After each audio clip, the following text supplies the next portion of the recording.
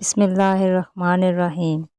رسول اللہ صلی اللہ علیہ وآلہ وسلم نے فرمایا کہ 4 عادتیں جس کسی میں ہوں تو وہ خالص منافق ہے، اور جس کسی میں ان چاروں میں سے ایک عادت ہو تو وہ بھی نفاق ہی ہے جب تک اسے نہ چھوڑ دے۔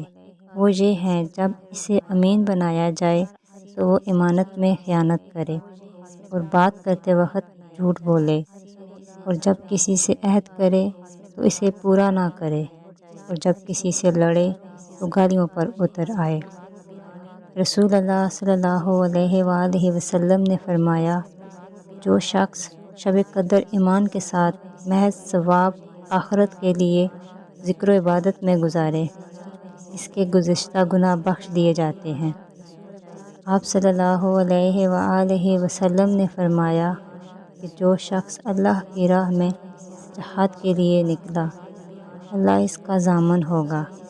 اللہ تعالیٰ فرماتا ہے، اس کو میری ذات پر یقین اور میرے پیغمبروں کی تصدیق نے اس سرفروشی کے لیے گھر سے نکالا ہے۔ میں اس بات کا ضامن ہوں کہ یا تو اس کو واپس کر دوں ثواب اور مال غنیمت کے ساتھ، یا شہید ہونے کے بعد جنت میں داخل کر دوں۔